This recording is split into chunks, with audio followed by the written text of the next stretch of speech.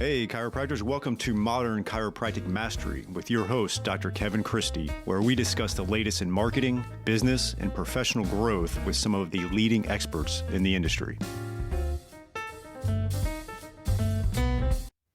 Welcome to another episode of Modern Chiropractic Mastery. This is your host, Dr. Kevin Christie, and today I'm excited to bring Dr. Benjamin Fergus onto our podcast. This will be the second time, but we're going to dive into a little bit of a different topic, and excited to dive into his development and concept around the non-surgical joint replacement and how it pertains to knee, shoulder, hip, and what he's doing to help patients out and help chiropractors help patients out to avoid the actual surgical hip, knee, joint, shoulder replacement, and what patients are doing in his clinic, and then what he's doing to help chiropractors implement this system that he's developed with that clinically. And we dive into it. We dive into the details of it, how it started.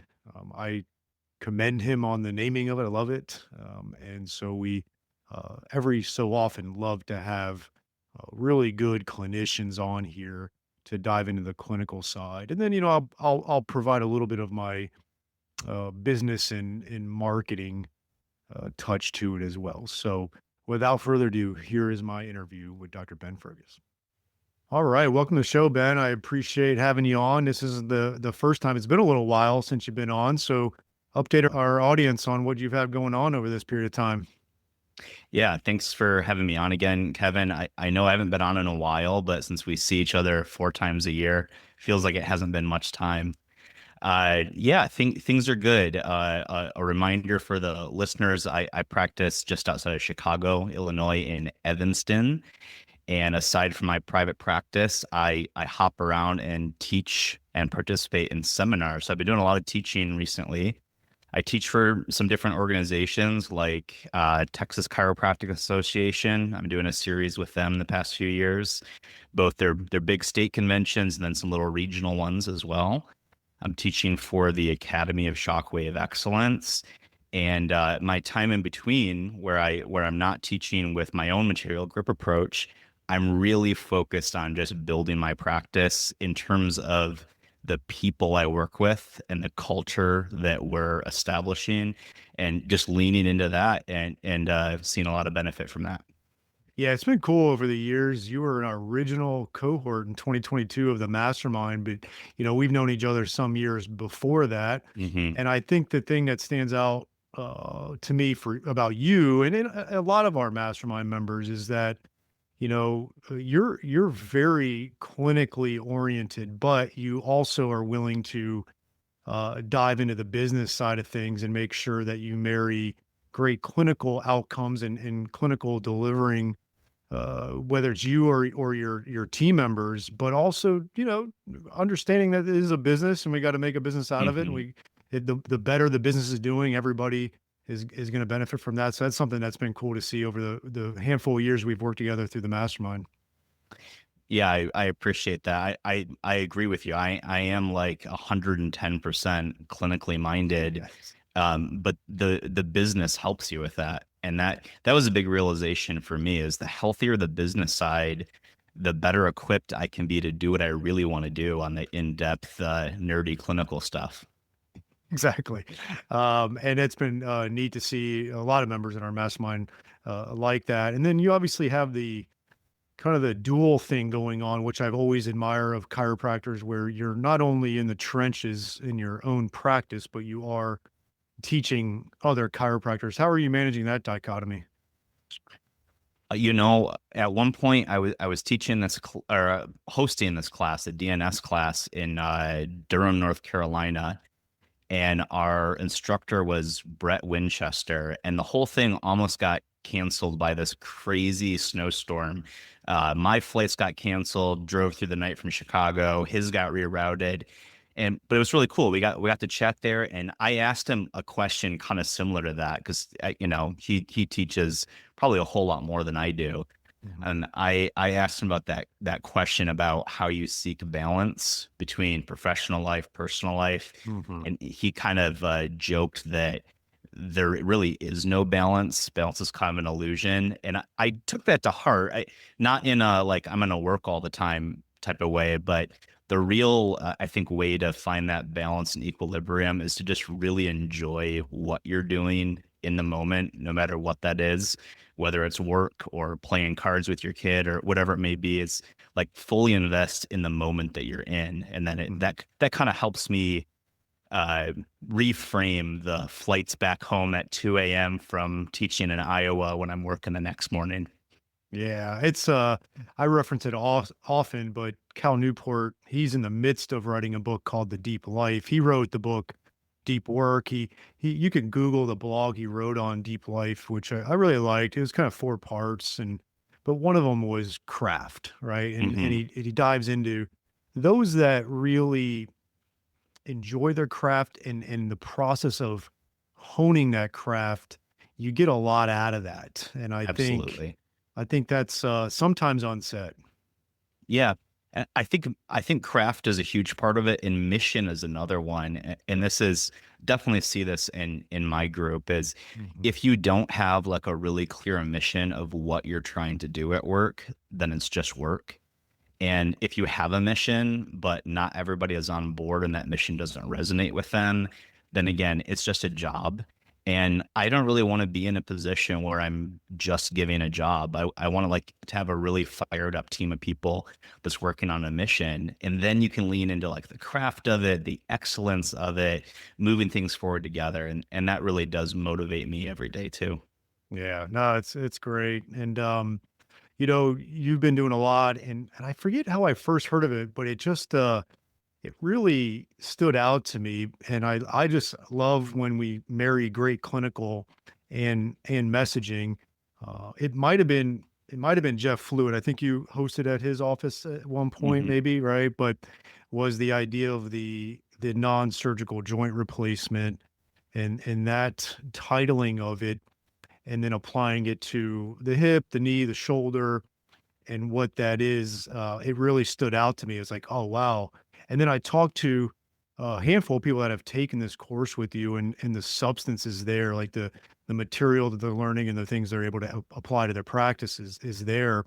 And so it's got the great clinical underbelly to it. And then I just think it's a great title too, to be honest with you. Hmm. How did you come up with this? Obviously the start with the concept of what you're teaching of it, and then we'll work to the title of it. Yeah, there's a whole lot of power in a good name, and Yeah, we there just is. sometimes you try to get the right name for something and it doesn't work, and other times it's right there. Yeah. Kind of funny story on the name. I had the technique, I had the approach that we're doing, and I wasn't thinking about teaching it to anybody else. I wasn't thinking of naming it, but I we posted something on the social media of a technique we're doing, and I was just trying to grab some attention, and I kind of Mhm. in jest called it the non-surgical hip replacement.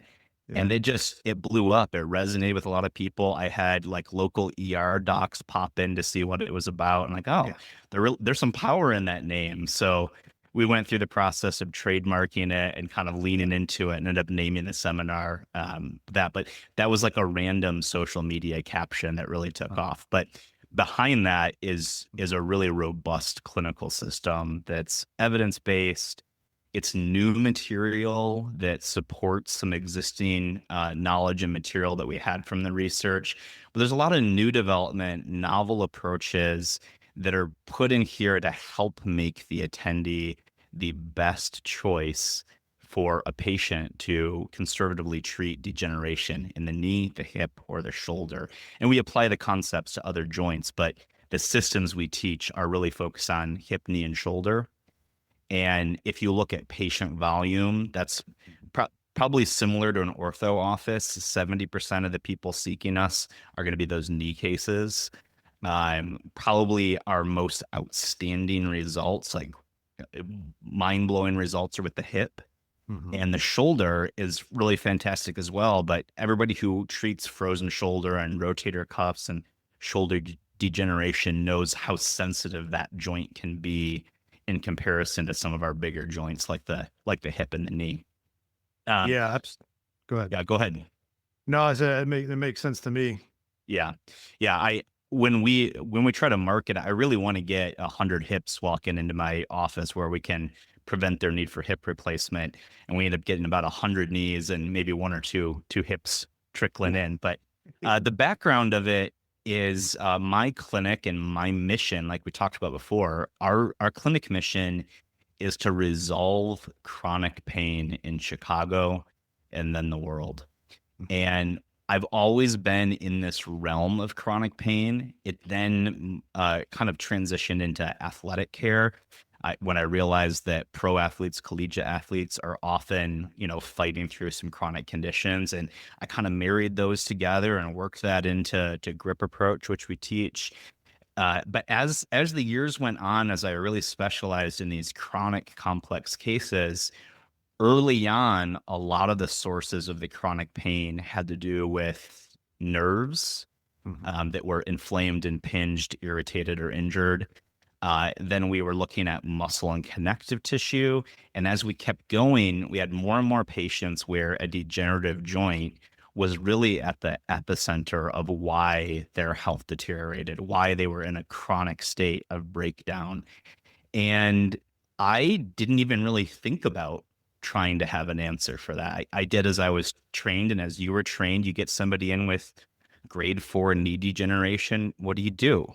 You get him connected to the best ortho surgeon right? And you say, like, I'll try to make you feel better until then. And I think that was the mode of operation for me until about 6 years ago, is just refer out, refer out, refer out. And eventually I had a patient who I'd helped her through a whole lot of other things leading up to this. And she came in with probably grade 3 knee degeneration. And I looked at it and I pulled up my reference for the best knee surgeons in the area. And I was getting ready to refer her out. And she asked me if I would at least try, because she didn't want surgery. She had some interaction to anesthesia in the past. She would rather not play tennis ever again than have to go through surgery.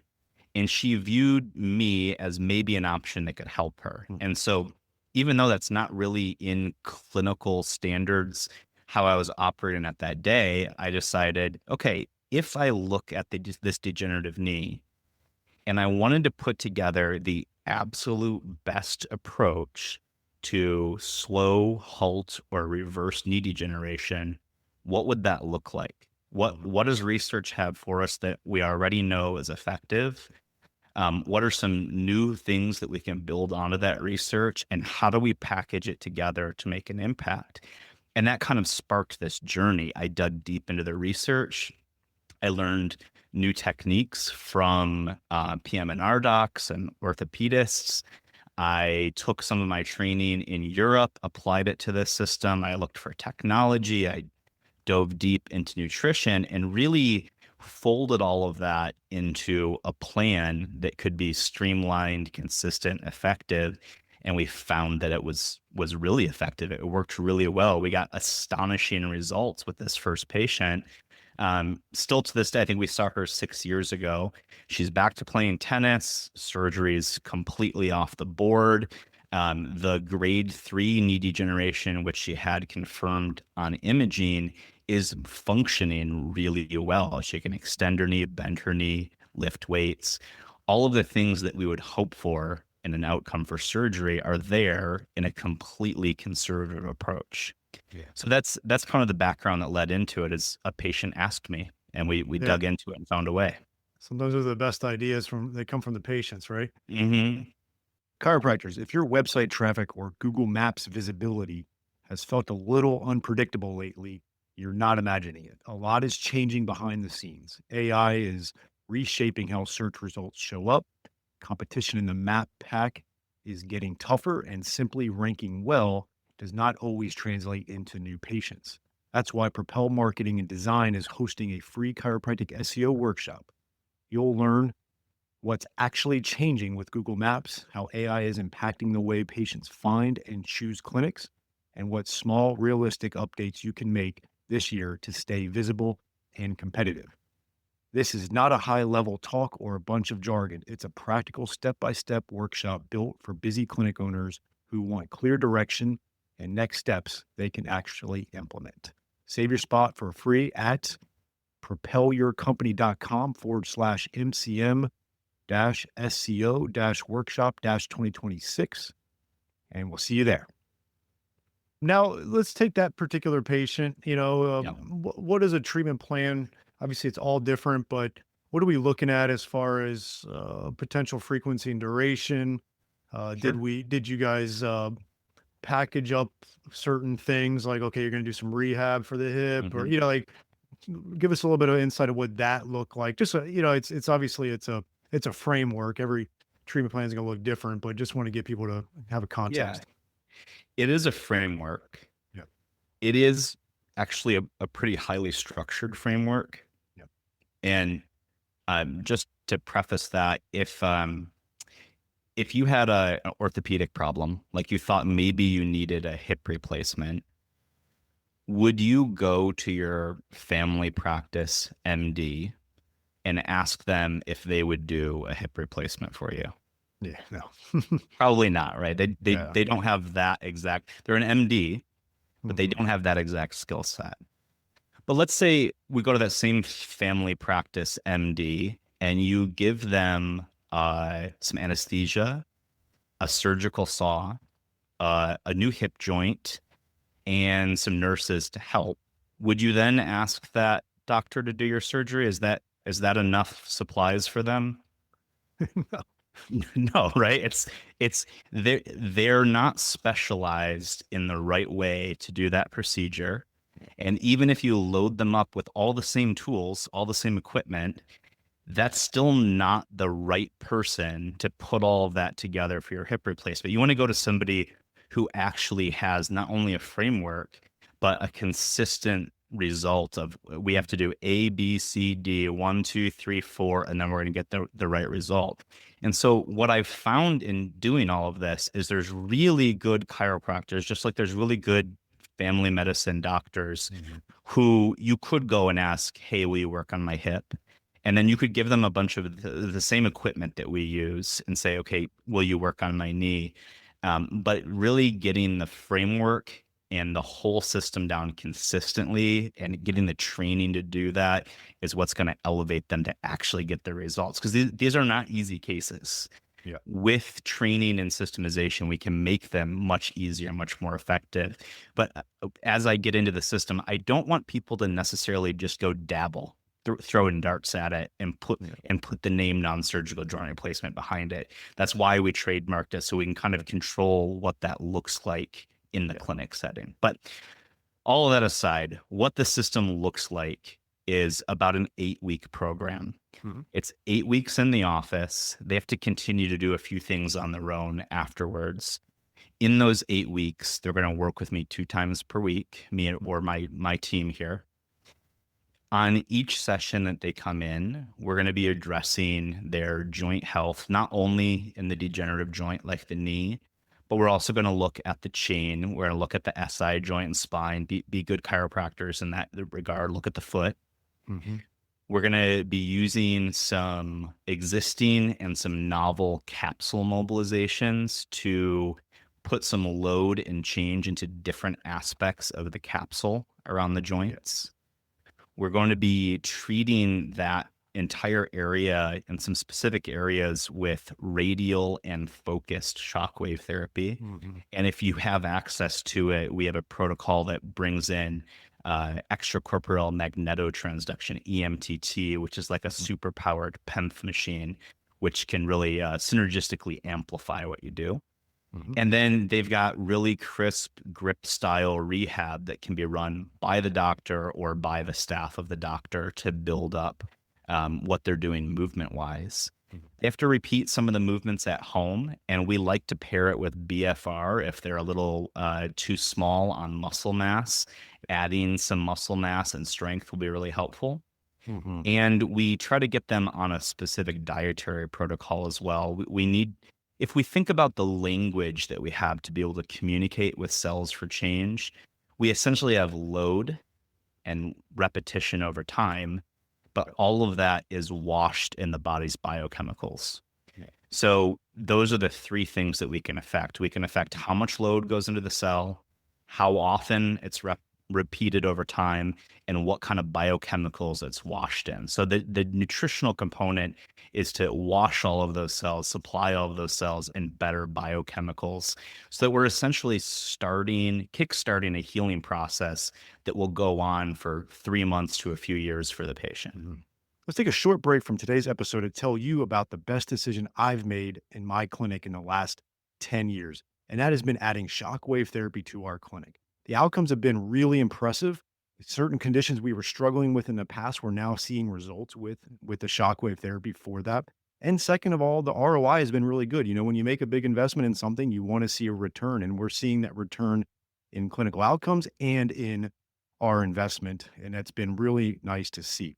I chose Keenest Medical for 4 reasons. One is the technology is top notch. You have to have great technology. There's a lot out there that isn't quite up to snuff. The second thing is they have a really good clinical training. They have an exclusive partnership with Academy of Shockwave Excellence so that you can become clinically proficient in shockwave. You do need to get skilled at it. I think that's a big differentiator between practices that are getting great results and seeing the ROI is they have a great clinical aspect to that as well. So you want to get trained appropriately. Third is they have in-house service team for all of your technical support, which is key when you're investing in a machine like this. And then lastly, they have a very in-depth marketing and business support for you so that you can launch this into your practice effectively, that you can get that ROI on it, that you can get the clinical outcomes. And they also have really good financing options if you need that. So go to KeenestMedical.com, KINAS medical.com, mention MCM podcast and receive a free shockwave in practice book with a purchase of a unit. So that's KeenestMedical.com, KINAS medical.com, and mention MCM podcast. One thing, again, we try to hang our hat here at MCM is, marketing can be great, but I think we all hate when marketing is lipstick on a pig. And, we Yeah. we we do see it often where good messaging really doesn't match up with what they're getting in the office. And too many times people do slap good ideas or names on things, but then you go there and it's just like, yeah, you're getting your hip distracted and you're getting, a couple basic exercises and they're going to call that maybe a hip replacement non-surgical, so we Mhm. don't want that. And it's really, you got to have the substance in the meat of it. And then no matter what we're talking about today, or just any in general, bring the clinical goods, however that looks like for you. Like I got some members or people I know that they just do ART. That's literally all Mhm. they do, but they stay in their lane Yeah. and that's what they do. And if they need something else, they've got a good chiro or PT to do the other thing. And so their substance is the ART only, or, the adjustment, whatever it may be. So you have to bring the clinical chops of what you do and feel great about, and then be able to package it where patients can understand it. And I think that's Mhm. what's awesome here is obviously you got all the backing of what you've done over the years with the clinical side, and then you've packaged it well, named it well. That's one thing I learned at Strategic Coach is unique naming can really go a long way because people they can picture it. It resonates with them, Mhm. and they say yes. Like I want my knee to be functioning well and not hindering me from what I want to do. But I don't really want to go do the knee replacement. It's some people are 47 years old and their knee is shot. They definitely don't want the knee replacement at 47, most Absolutely. likely, right? So it's not just the 70-year-old that we're talking about here. So can you give us a little bit of a what kind of you mentioned earlier athletes and chronic pain? What are the Mhm. range of people you're seeing getting results from this system? Yeah, that's a good perspective. I think I'll try to answer that in 2 ways. Part of my expected prognosis with my limited sample size. This would be different if I had 20 certified practitioners that have 20 years of data. Yeah. We've got a handful of people that have been doing this for 5 to 6 years now. So that's my data pool. We grade the level of degeneration in the joint grades 1 through 4, 4 being the ones that are true bone on bone. You can hear the stones rattling together when you move the joint. That's true, grade 4. So we've run this on grade 1 through grade 4, and in different joints, it's slightly different, but across all ages, our success rates with grade 1 degeneration are greater than 94% success rates. In grade 2, depending on the joint, it ranges between 80 and 87% success rates. In grade 3, we're in the 70 to 80% success rate marks. And grade 4, I can't really name a percentage on that. It is much more hit or miss. We've had patients where they've made 60% improvement on their OATs and functional assessments, and greater than that in their subjective reporting, that I would look at that knee and still say, yeah, that one might still be a surgical case. We've had others where they got really good results, but they wanted to run a half marathon and they didn't think they could still run that half marathon. So they made a choice to go on. But I would say grade 4, I really make my patients ask me to approach it with that one still, because the results aren't as consistent as grades 1 through 3. But to color that a little bit, I think most of the really severe joint degeneration that's seen in the chiropractor's office are usually grade 3 or grade 2. It's rare that a grade 4 gets to you. Honestly, in this stage, most of those are already on a surgical plan. So if we're talking about grade 3, where I'm seeing across all joints in grade 3 a 70 to 80% improvement, and we compare that to what most hospitals set a mark at for successful outcomes on an intervention, which is between 30 and 35% for most hospitals would be considered a successful intervention. At that point, we're doubling what would be considered a successful outcome in a completely non-invasive approach for those grade 3s. So it really opens up a lot of cases. In terms of age range, probably the youngest person we've taken this approach with was a 21-year-old football linebacker with a rather significant labral tear. No osteoarthritis, but labral tear in their hip.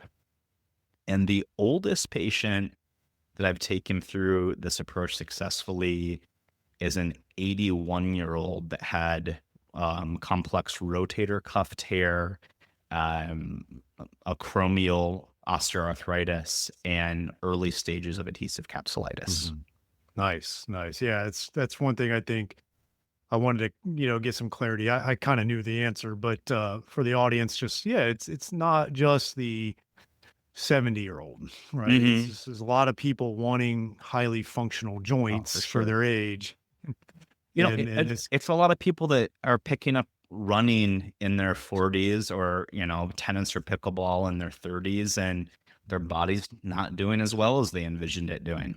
Yeah, just recently had an ex-professional baseball player. He's my age now, and his right hip is toast, but he's managing as much as he can, and so a lot of people out there that are still they're still healthy, young, and wanting to function at a high level. So, I think one of the things too with this is that if one were to go through your training with this, you're going to gain a level of clinical competence, which is going to lead to clinical confidence, and then you ultimately would have the conviction to be able to, offer this in your clinic and promote it when you are trained in this, and be able to communicate with that patient with a certain level of, I want to say, it's not a guarantee. And I think that's the thing is like, it's conviction around like, yeah, I feel good that we can help you. And obviously based on the grading of the degeneration,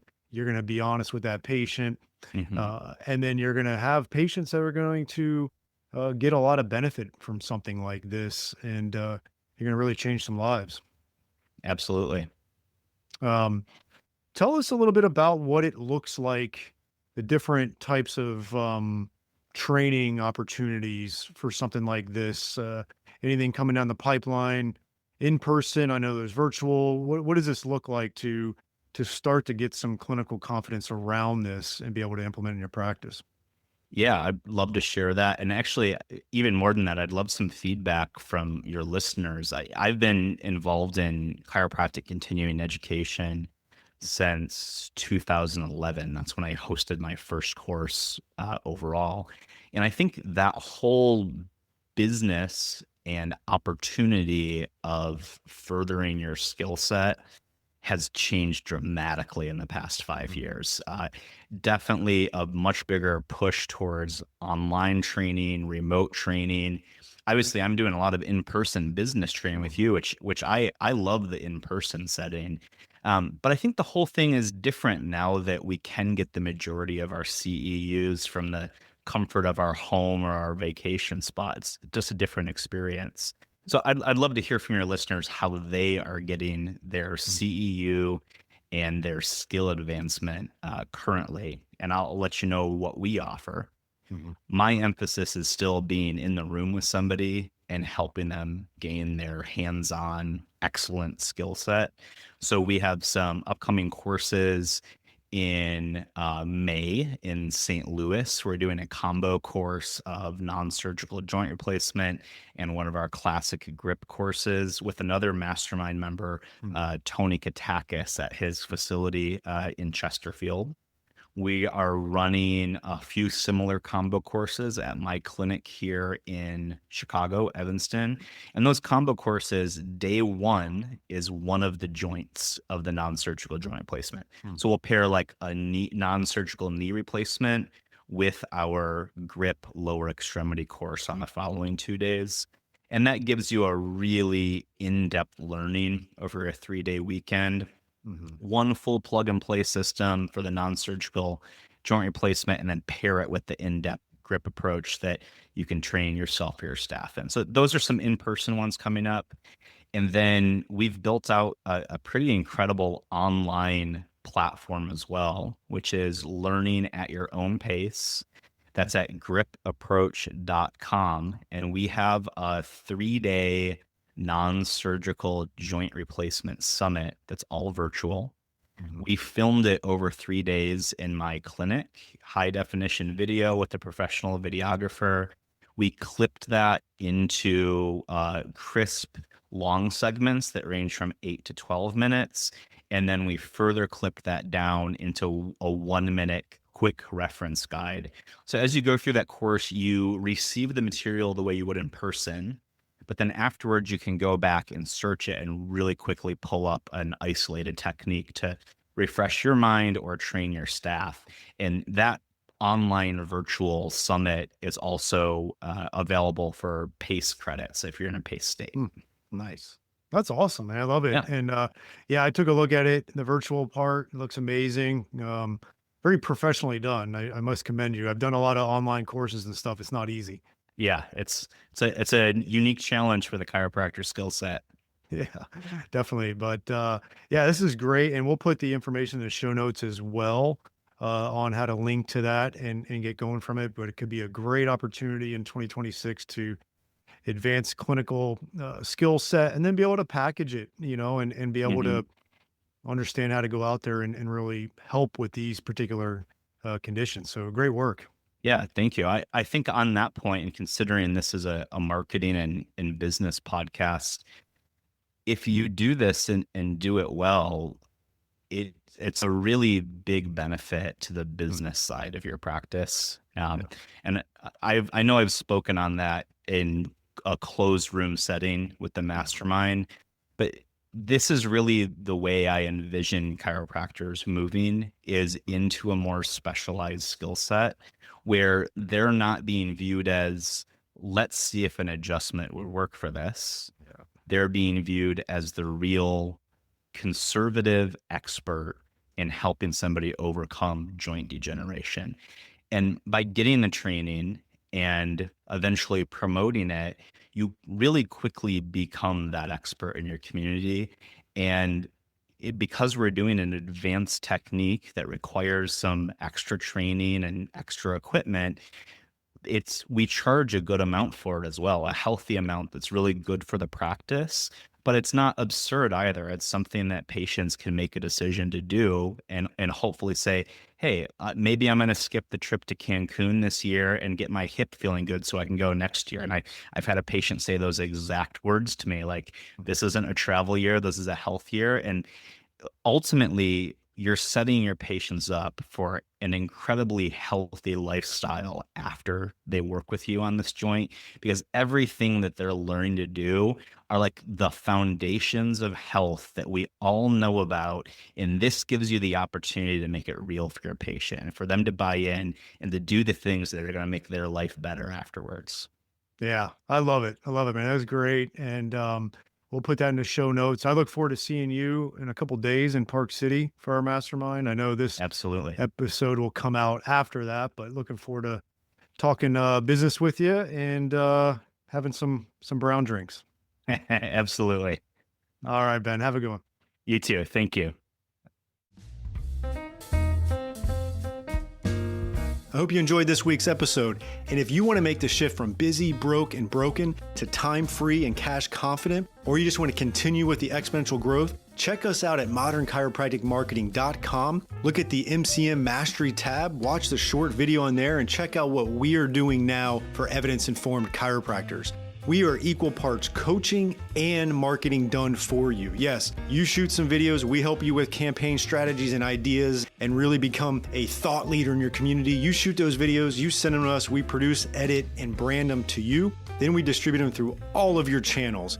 We also take them and we turn it into one good blog per month. And every other month, we have Darcy Sullivan producing a robust blog with a topic that you pick from her database to help with your SEO. So we essentially become your content marketing agency to make sure your practice is always having ethical, elegant content marketing to help grow your practice.